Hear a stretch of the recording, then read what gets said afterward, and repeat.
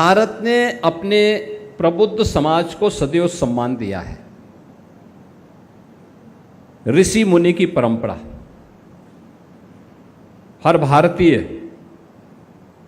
अपना गोत्र किसी न किसी ऋषि के साथ जोड़ता है, यानी ज्ञान की किसी विशिष्ट शाखा के साथ वो अपना संबंध जोड़ता है।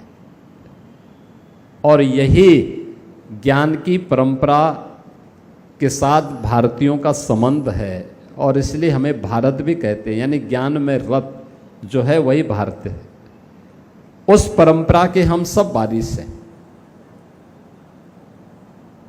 देश काल और परिस्थिति को भी सही दिशा प्रदान करने की जिम्मेदारी हमारे प्रबुद्ध जनों की है। याद करना, दुनिया के अंदर आज जो भी वैभव है,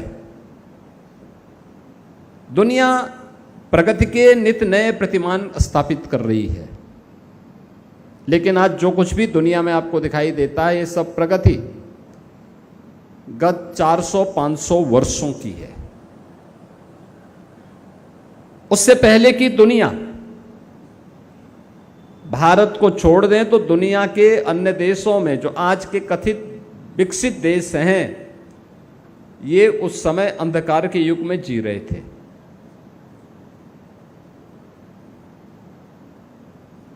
भारत दुनिया की उन प्राचीनतम सभ्यता और संस्कृतियों में है, हजारों वर्षों की विरासत जिसके पास है, हजारों वर्षों का एक गौरवशाली अतीत जिसके पास है, और जिसने अपनी बौद्धिक संपदा को केवल अपने लिए नहीं, दुनिया में शासन और आधिपत्य स्थापित करने के लिए नहीं, बल्कि विश्व बंधुत्व के भाव के साथ पूरी दुनिया को सर्वे भवन्तु सुखिनः सर्वे सन्तु निरामया के भाव के साथ, वसुधैव कुटुंबकम के साथ कि अयम निज परोवेति गणना लघु चेतसाम उदार चरितानाम तो वसुधैव कुटुंबकम, यानी ये विराट भाव लेकर के, ये मेरा है, ये तेरा है, ये भाव तो संकुचित बुद्धि के लोगों का होता है। उदार चरित्र वाले लोगों के लिए भारत ने क्या कहा कि पूरी दुनिया ही एक कुटुंब है, वसुधैव कुटुंबकम, पूरा विश्व एक परिवार है, और उस परिवार भाव के साथ हमने जीवन जिया है। हमारे ऋषि मुनियों ने उस प्रकार की प्रेरणा सदैव हम लोगों को दी है। हमने जबरन किसी पर आधिपत्य स्थापित नहीं किया, कभी नहीं। आप याद करिए रामायण का वह दृश्य, जब लंका पर भगवान राम विजय प्राप्त कर लेते हैं, लंका विजय हो जाती है। विजय होने के बाद कायदे से भगवान राम वहां के राजा हैं। 14 वर्ष के वनवास के दौरान भगवान राम कभी किसी राज्य में नहीं गए,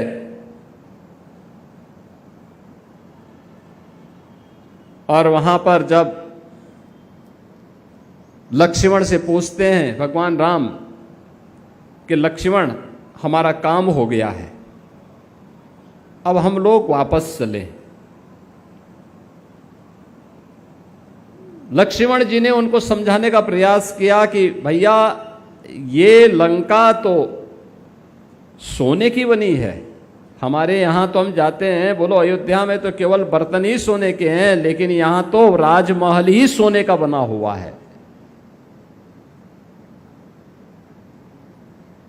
कुछ दिन रुका जाए, थोड़ा अंदर चला जाए, हम बाहर हैं, अभी तो कैंप है, अभी युद्ध शिविर में हम हैं, अब युद्ध शिविर में युद्ध जीत चुके हैं, रावण मारा जा चुका है, अंदर चला जाए।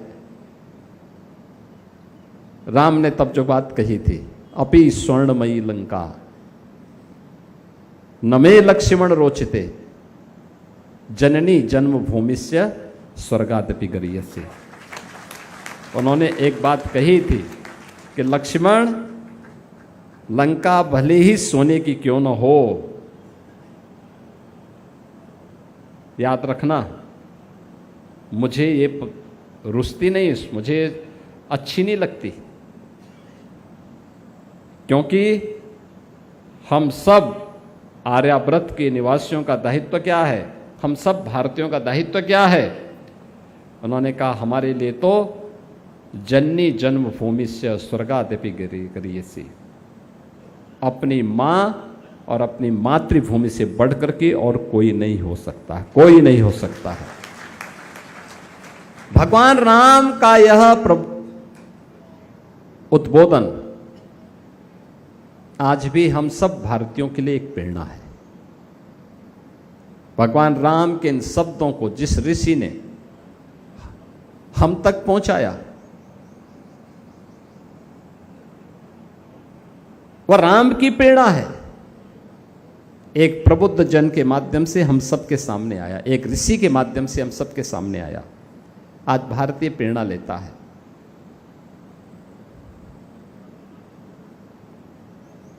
पूरा भारतीय प्रेरणा लेता है। कौन कोना है देश का, जहां हम जाएं और हमारे बाने को पहन करके जब हम किसी के सामने जाते हैं तो लोग देख करके ही पहचान करके बोलते हैं जय श्री राम। देखिए, हमारा जान पहचान नहीं है। एयरपोर्ट पर हम चलते हैं, किसी गांव में, किसी शहर में, किसी फंक्शन में, दूर से ही पहचान करके, कोई जान पहचाने, दूर से ही देख करके कहते हैं योगी जी जय श्री राम। एक शब्द हम सबको सुनने को मिलता, उत्तर दक्षिण पूरब पश्चिम, वो हिंदी जानता हो न जानता हो, वो तमिल मूल का हो, मलयालम का हो, कन्नड़ का हो, तेलुगु का हो, मराठी हो, बंगाली हो, उड़िया हो, नॉर्थ ईस्ट की किसी भी भाषा को बोलने वाला हो, भारत की किसी भी भाषा और बोली को बोलने वाला हो, उसके मुंह से एक शब्द निकलता है जय श्री राम। यानी जय श्री राम का मतलब राम के उन आदर्शों को मानना, राम के उन आदर्शों पर चलना जिन्होंने देश और समाज के लिए, तत्कालीन समाज के लिए एक प्रेरणा के रूप में हम सबको दिया है। ऋषि वाणी से वह हम सबके सामने अलग अलग ग्रंथों के माध्यम से हम सबके सामने प्रस्तुत हुआ है। बहनों और भाइयों, यह महत्वपूर्ण इसलिए भी, व्यक्तिगत जीवन हो या समाज और राष्ट्र का, हमेशा एक जैसा नहीं होता है।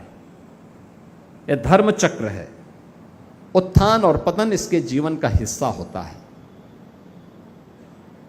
जब हम समृद्धि की प्रकाष्ठा पर हों, उत्थान की सर्वोच्च शिखर पर हो, तब अहंकार न हो, लेकिन जब चुनौती आए, संकट आए, तब निराश भी न हो। समभाव के साथ सम और विषम परिस्थितियों में कार्य करने की सामर्थ्य, और ये हर भारतीय को विकसित करना पड़ेगा, हर भारतीय का गुण बनना चाहिए, तभी देश आगे बढ़ेगा, तभी देश आगे बढ़ सकता है। आपने बदलते हुए भारत को देखा है। पिछले 11-12 वर्ष में बदलता हुआ भारत आज दुनिया के लिए एक प्रेरणा बना हुआ है। दुनिया के अंदर तेजी के साथ उभरती हुई भारत की अर्थव्यवस्था दुनिया के देशों के लिए तो प्रेरणा थी, लेकिन जो भारत को उभरने नहीं देना चाहते थे, उनके लिए चुनौती भी थी। याद रखना, हम सबको जो भी हमारा अस्तित्व है दुनिया के अंदर, अगर आज हमारा सम्मान बढ़ा है इसलिए क्योंकि भारत दुनिया के अंदर एक सही दिशा में प्रधानमंत्री मोदी जी के नेतृत्व में आगे बढ़ा है।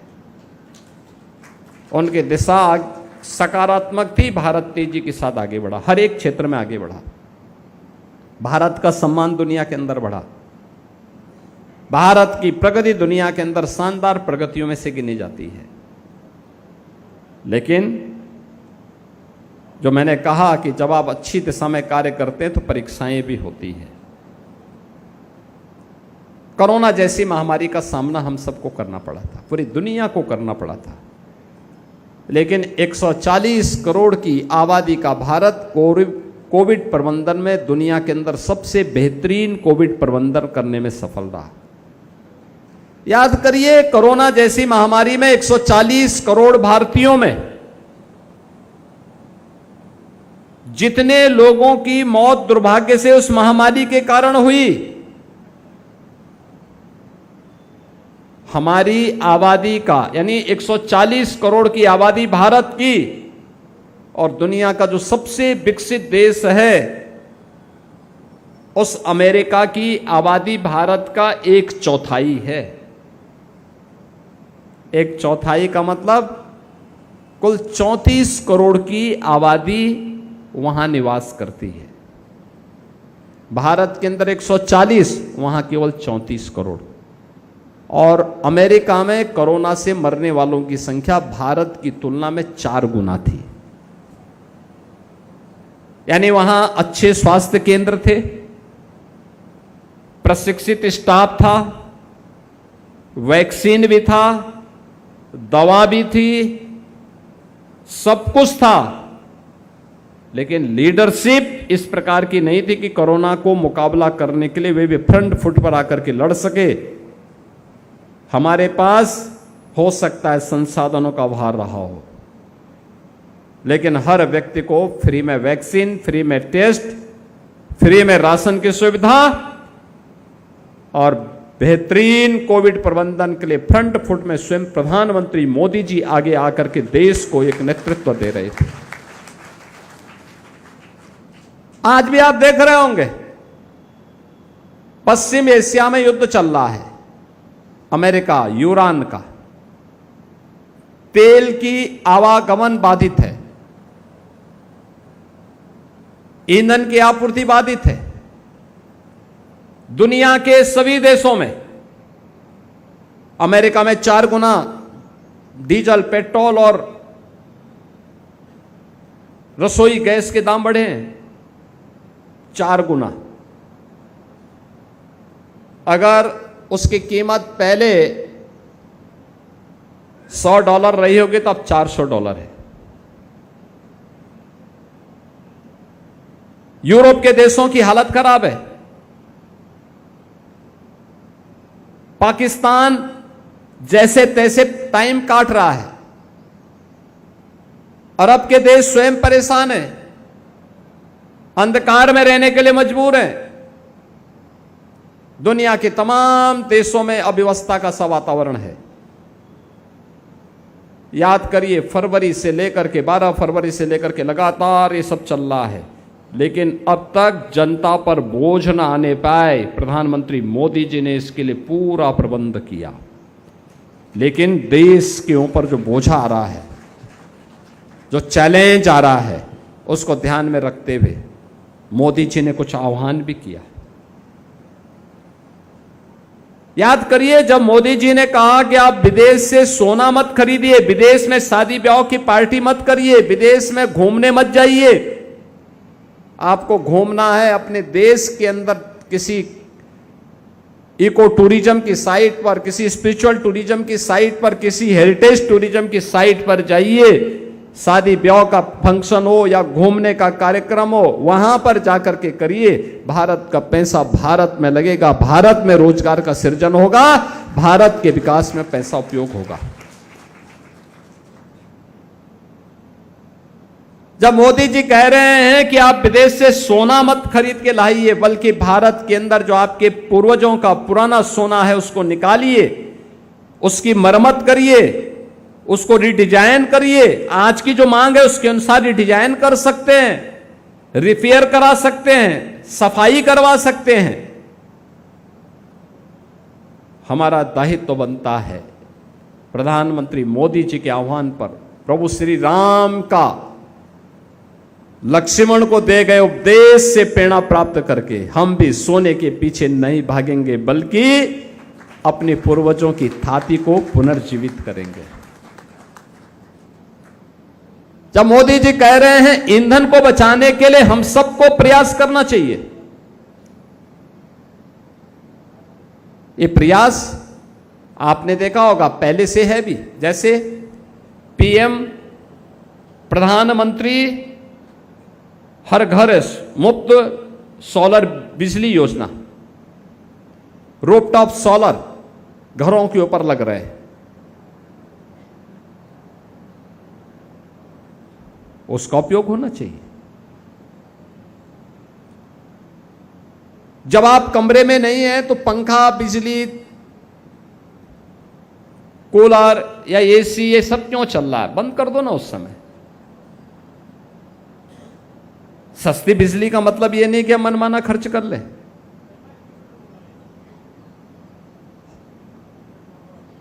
अगर एक ही मोहल्ले से 10 बच्चे स्कूल जा रहे हैं, एक ही स्कूल में जाना है, तो क्या जरूरी है कि 10 कार जाए? 1-2 कार में भी जा सकते हैं, कार पुलिंग भी हो सकती है, या एक साथ कोई ई रिक्शा को भी बुक करा करके सुरक्षित तरीके से उन बच्चों को स्कूल भेजने की व्यवस्था की जा सकती है। स्कूली बस की मांग की जा सकती है। अगर एक मोहल्ले से 50 बच्चे हैं, आप परिवहन निगम से बोलेंगे, परिवहन निगम कोई शटल बस लगा सकता है सीधे स्कूल छोड़ने लाने के लिए। सस्ते में इस व्यवस्था को वहां किया जा सकता है। आखिर जो 30-40 4 व्हीलर चलते हैं, इनकी बचत होगी ना, उससे तेल बचेगा ना। कैसे कंट्रीब्यूशन हम सब कर सकते हैं, ये आज की हमारी चुनौती, और हम उस चुनौती के लिए अपने आप को तैयार करें।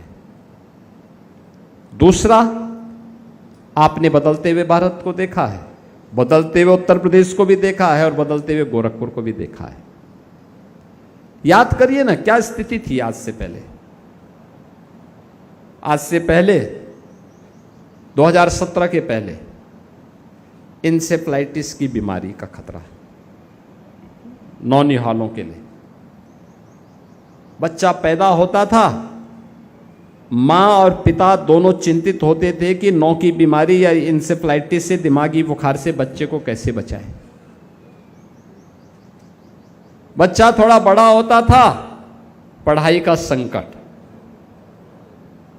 बच्चा पढ़ाई लिखाई करके आगे बढ़ता था, अब रोजगार का संकट। नौकरी रोजगार के लिए यूपी के बाहर जाना है तो पहचान का संकट।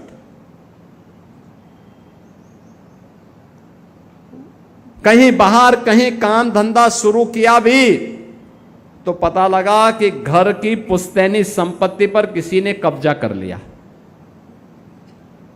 विकास ना,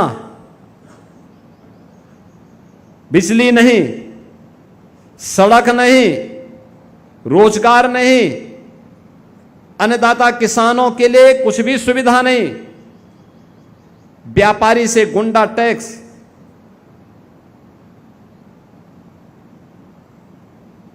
चिकित्सक भयाक्रांत, बेटियां असुरक्षित रहती थीं, दंगा, अराजकता, कर्फ्यू, ये यूपी की पहचान थी। आज तो नहीं है। आज न दंगा है, न कर्फ्यू है, न अराजकता है, न अव्यवस्था है। आज तो विकास है।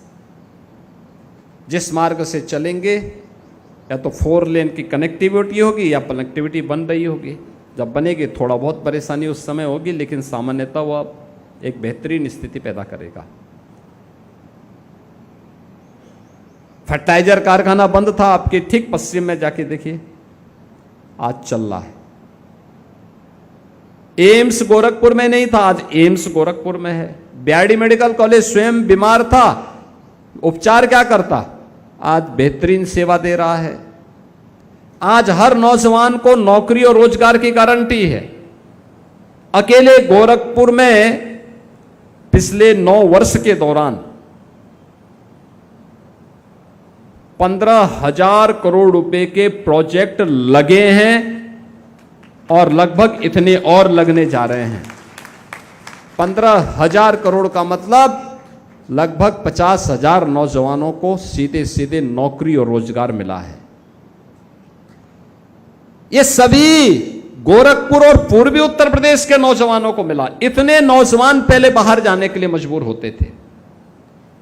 आज स्वास्थ्य की सुविधा है, इंसेफ्लाइटिस पूरी तरह समाप्त। नौजवान के लिए पढ़ाई की अच्छी व्यवस्था है, उसके रोजगार की गारंटी है, नौकरी की गारंटी है,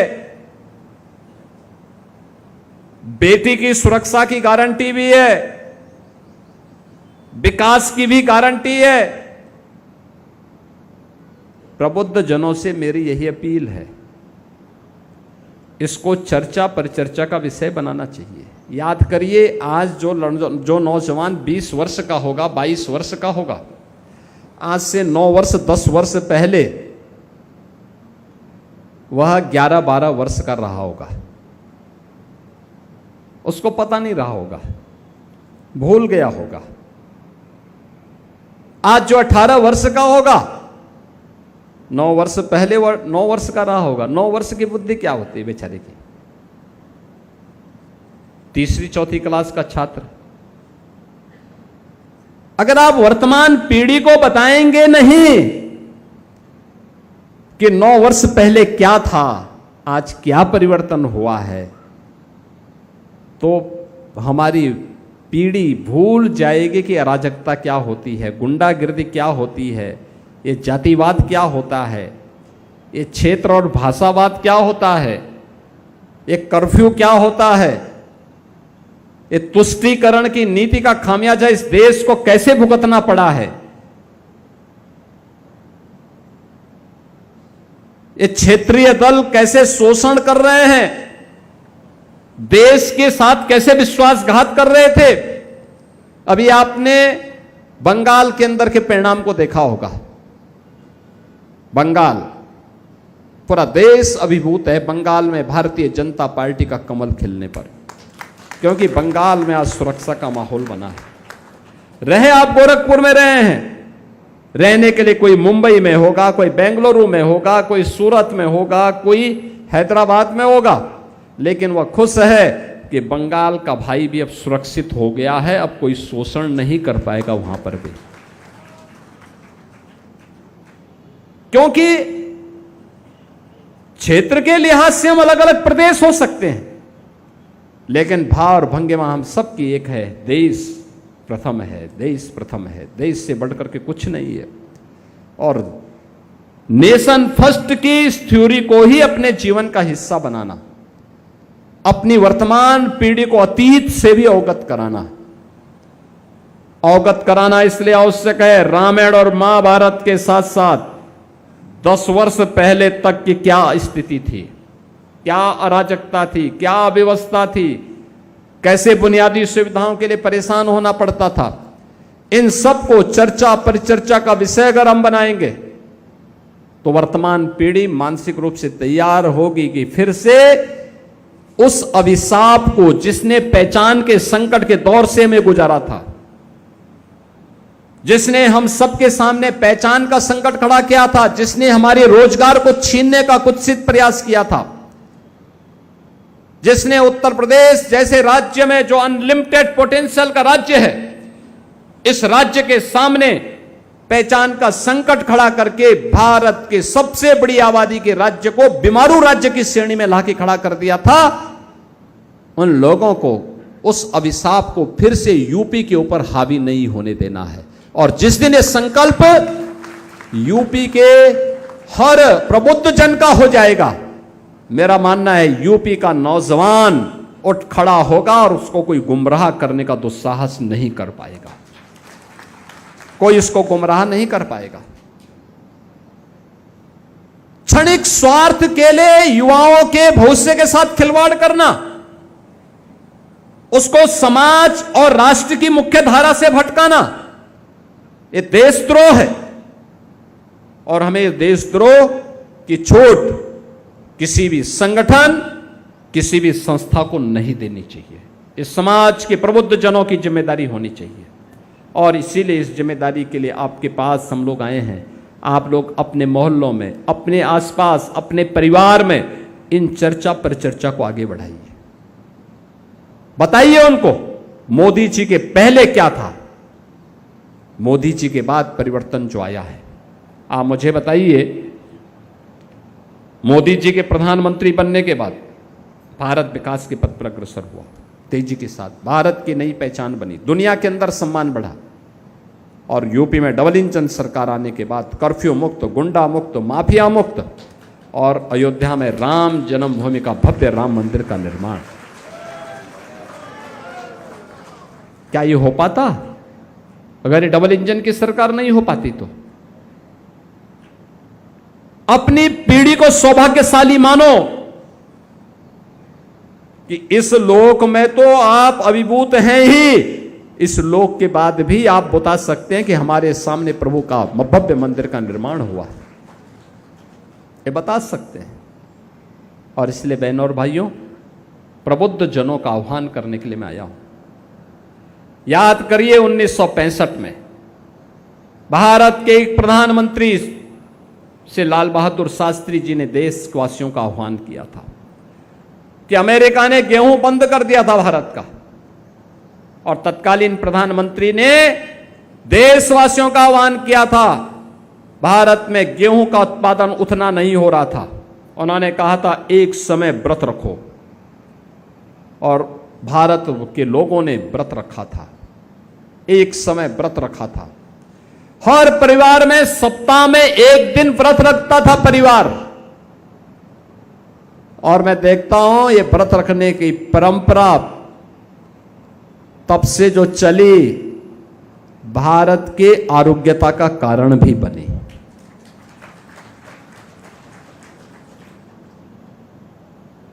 भारत आज खाद्यान्न उत्पादन में आत्मनिर्भर है।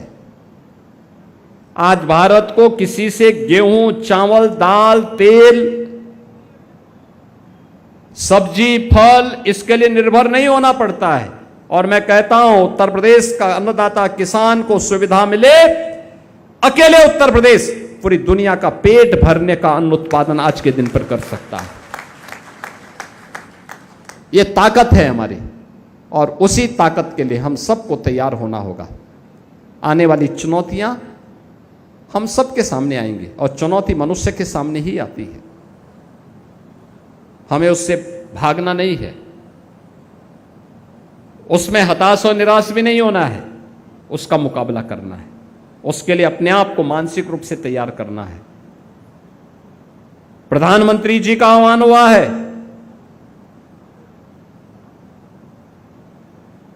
कि हम लोग ईंधन की बचत करने में योगदान दें। नगरीय क्षेत्र में हमारा प्रयास होना चाहिए, एलपीजी की कालाबाजारी हर हाल में रुकनी चाहिए, और जो कर रहे हैं उन पर सख्त कार्रवाई भी होनी होगी। लेकिन प्रबुद्ध जनों का भी दायित्व तो बनता है कि वे बोलें, जो गलत कर रहा है उसको चेतावनी भी दे दें, और नहीं तो प्रशासन की कार्रवाई करवा दें।